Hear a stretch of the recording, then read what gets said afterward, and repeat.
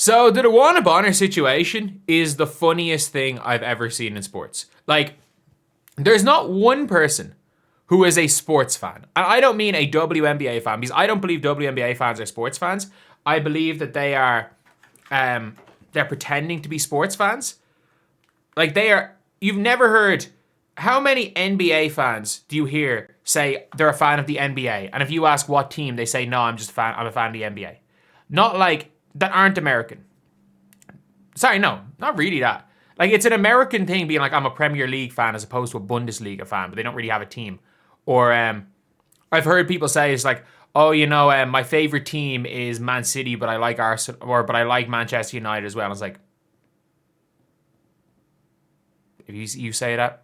I've heard somebody, I can't remember, somebody said, and it was like, oh, I like Manchester United, but I like Leeds as well. And I'm like,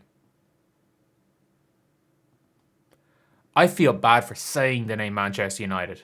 That's what the rivalry is. Where it's like, in the WNBA, fans are just fans of WNBA. And then also, if you claim to be a WNBA fan, you have to hate the Indiana Fever. That's just the way it works. If you are a WNBA fan, you have to hate the Indiana Fever. It doesn't really matter. And then also, you hate the Minnesota. You have to learn to hate whoever the Indiana Fever fans like. So you have to learn to hate the Minnesota Lynx. Soon, you're going to hate the Valkyries. But this post right here. So if you guys don't know who this person is, this person on Twitter has called Dewana Bonner every insult known to man when she played for the Fever. And someone said if that lady ever decides to tell her side of the story, it's a lot of people that's going to shut up. What's her side to the story? She was promised a starting role. She stunk it up and got benched. That's realistically it. And even if everything went wrong, because as far as she has said, it was a basketball reason. And I think it's not that she quit that people have a problem with, it's how she quit. Nobody really cares that much that Dewana Bonner left the Fever, it's how she left the Fever. But at the end of the day, it is what it is. Alyssa Thomas, facts.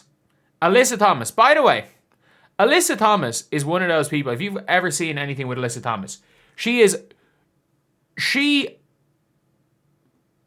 claims that only Fever fans are bad, but it was the Chicago Sky fans that accused her of DV. But then she blamed that on the Fever fans. Like, everything's wrong with the Fever. Everything is Fever fans. It's the Fever fans' fault. It's the Fever fans' fault she didn't win a championship. It's the Fever fans' fault she missed those 2 free throws. It's the Fever fans' fault she's never going to win a ring. Like, it is what it is. It is what it is at this stage for Alyssa Thomas. Like, it doesn't really matter. Like, she goes and shit talks to Fever fans. The Fever fans say something back to her, and she'll dodge a press conference. She loses to the Indiana Fever. She won't be there for the press conference. She'll take the fine. She'll take the fine rather than do that after shit talking the fans the whole game. And then when they lose in the end, she'll then just say, you know what, it is what it is. But this is my favorite part about this. Alyssa Thomas out there interacting with an account that got Dewana Bonner, doesn't post on social media, had Dewana Bonner out there complaining about them. And Alyssa Thomas doesn't really care. Like, she'll interact with that account because it doesn't matter.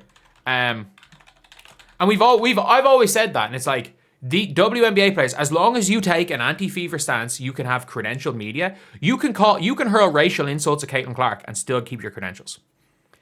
You can respond positively to a post referring to Caitlin Clark as a racial insult with a response. Somebody went on a big rant about Caitlin Clark and referred to Caitlin Clark as a racial-based insult, and a credentialed journalist responded to that,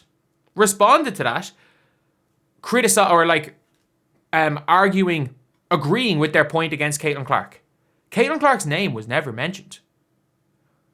So, and then after that, they were like, oh, I didn't see who I was responding to. It's like, no, but you responded to a post about Caitlin Clark, responded with a reference to Caitlin Clark.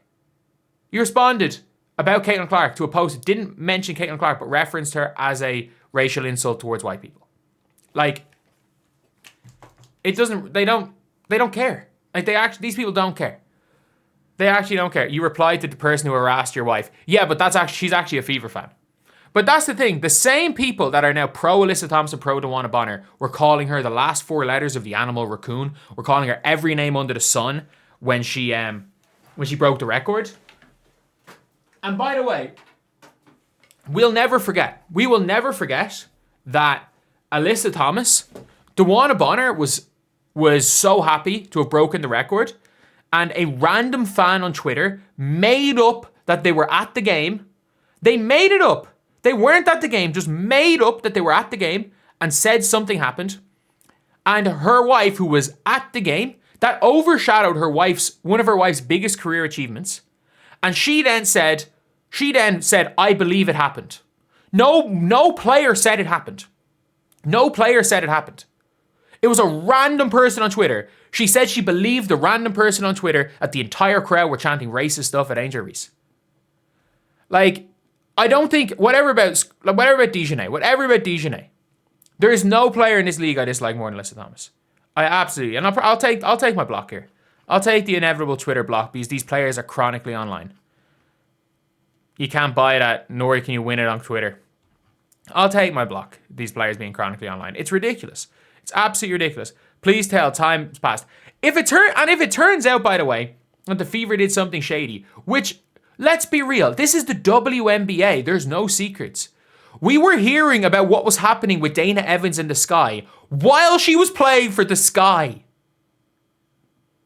Like, no, there's no such thing in the WNBA as, there is absolutely no such thing as, like, things that happen behind the scenes that you don't know about. That doesn't happen. That just does not happen. Because players are all chronically online. Players have Twitter fingers. And let's be honest, like, if what Sophie Cunningham and Lexi Hull said was wrong about her just ghosting the team, we know she would have come out and said something. Everyone would have come out and said something. Alyssa Thomas would have come out and said something. But no, they're going to cry about her being booed and say, oh, she's been cyberbullied after she left the Fever. I can guarantee you the worst thing said about DeWanna Bonner, and because I've read them. And by the way, this is not me saying that all Fever fans that there were no Fever fans saying awful shit about DeWanna Bonner. Is it right? Of course not. If you think calling her DeQuitter is cyberbullying, then you're soft. Or making memes about her name because DeWanna is such a convenient name to meme about, then that's just being soft. The worst and the most racist shit that was said about DeWanna Bonner was said by Fever haters in May when she played for the Fever. Or in February when she signed for the Fever. Like, we know that. We all know that. It is, like, it's ridiculous. And you've got Alyssa Thomas being like, oh yeah, when she shares her story. Alyssa Thomas, they're talking fans, oh, she plays for a real team now and all this. It always seemed to be basketball. And by the way, I understand her wanting to get out of Fever for basketball reasons. She stinks. She plays one good game out of every 5, but for the Indiana Fever, we kind of needed her to play well, and the Phoenix Mercury didn't need her to play well, and it is what it is. Like she's, she absolutely stunk it up. She got outplayed by Dana Evans in the WNBA finals. She got benched, like she was the 3rd player off the bench in a lot of the finals. She got benched twice for Lexi Hull and Sophie Cunningham. She stunk it up this season. And you know what, like, I wish we could have gotten something for her in the trade market. And you know what? If DeWanna Bonner had just showed up to work, if she had just showed up and played, and then eventually, if nothing worked out, later on, closer to the trade deadline, someone would have signed her, or we could have gotten rid of her. And no one would have cared that much. No one would have cared that much if she didn't just quit on the team, had people praying for her for personal reasons, and her personal reasons just that she didn't want to play. And Alyssa Thomas being like, oh, she needs to tell her side of the story. It's like, I don't actually know how what side of the story she could have, or what story she could have that would change what she did, make it